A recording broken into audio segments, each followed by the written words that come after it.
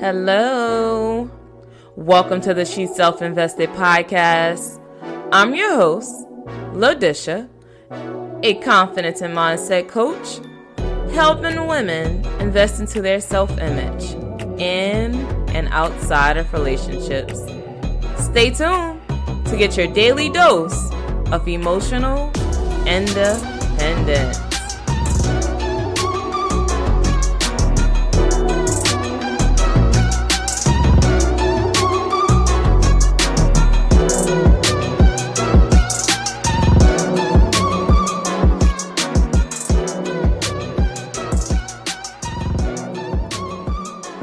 Hello, ladies. Welcome back to the She Self-Invested podcast. I'm your host, Lodisha, and today we will focus on the power of being you. You become what you believe, not what you think or what you want. Oprah Winfrey. I watched this motivational video with Oprah over the weekend, and I learned so much about her. One of the facts I learned was that when Oprah started her career, she tried to be like someone else. That's crazy. That's hard to believe because of her uniqueness, but it is true. When she was 22 years old, she had the opportunity to co-anchor the 6 o'clock news in Baltimore. She was excited about the opportunity because she would have finally had the chance to be like Barbara Walters. You heard that right. To be like Barbara, not Oprah. Soon as Oprah put her foot in the door, the news director tried to change her name to Susie. Susie. What the hell? I can't believe someone would even suggest a name like that for a black woman, by the way. That's crazy. Moving along, they even went as far as perming her hair. It was at that moment that Oprah realized that she wasn't feeling like herself. So she slowly started becoming more of her by being more spontaneous while she was on the news. She would purposely not read her copy and mispronounce words while on air. I believe she mispronounced Canada. She said Canada. The point is, Oprah laughed at her jokes and she allowed herself to be her.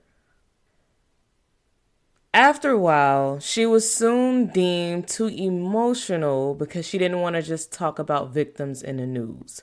She wanted to help them. Oprah had this urge of wanting to be of service. Now, of course, we all know the story of Oprah getting fired, blah, blah, blah, but did she really get fired?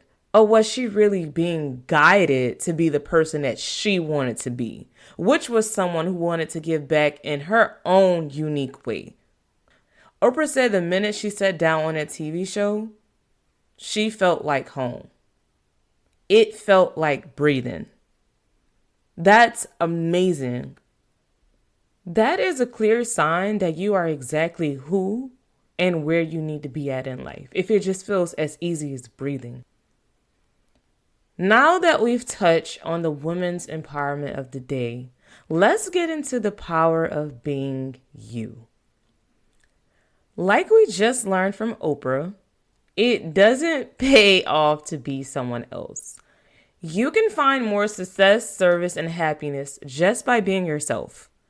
I know this can be a little challenging because of the world that we live in, social media and people living these extraordinary lives and wanting to have the thousands of likes and the millions of followers.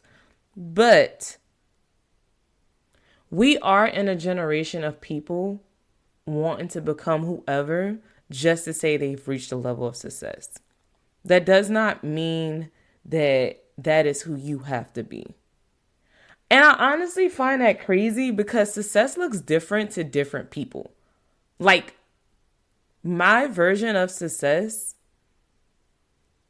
might be completely different from yours. And it's just and that's okay. But the great thing about simply being you is that you don't need to compare yourself to anyone. People only compare themselves to others when they feel uncertain about a particular place in their life. For example, look at Oprah. She tried to emulate a woman who was physically different than her, and that reflected in her reality. That calls for the newscast director to want her to change her name, change her hair, change all these things about her, just so that she can be a Barbara Walters? No. And I'm happy that she didn't change her name. Oprah is the epitome of the power of being yourself. As far as success goes, money doesn't mean that you made it. As Oprah said, money is nice, but you want money and meaning. If your version of success involves being super rich, think about ways to give back to others. No matter what you want out of life, ask yourself the right questions so that you can achieve them. For example, let's say that you've been working at a job that you hate. Ask yourself, what does a promising career look like to you? Is it you working from home? Or is it you opening up your own business? Or maybe it's you wanting to move up to a higher position. Regardless, figure out what you can do right now to get you to that goal. I know that sometimes we can focus more on the whys of our life, such as, why is this happening to me? Why do I keep getting passed over for this job position? Why am I still single? Why don't I have my dream job? Why this? Why that? Instead of focusing on what we don't have and why we aren't there yet, we should ask ourselves, how can we be more authentic to align with what we lack? We must realize that life is meant to be a challenge, but it's also supposed to be fun. Constantly focus on what we don't have pushes us further away from who we really are. There is also power in being present. Yeah, you might not have that job position right now, but remember years ago when you were praying for that same exact job? Being present allows you to appreciate what you already have in life. It helps align you with your desires and help you to be more of yourself. We can only come up with solutions to our situations in stillness. Constantly overthinking, second guessing, and doubting yourself pushes you further away from your goals. So, instead of asking why, ask yourself what or how you can be more of yourself to reach your specific goal. Being yourself can help boost your self-esteem and create a healthy self-image. We all have the capability to live out our desires, but it takes being our authentic selves. Thank you, ladies, for listening. I hope that you have enjoyed this episode. Leave a comment and let me know what you think.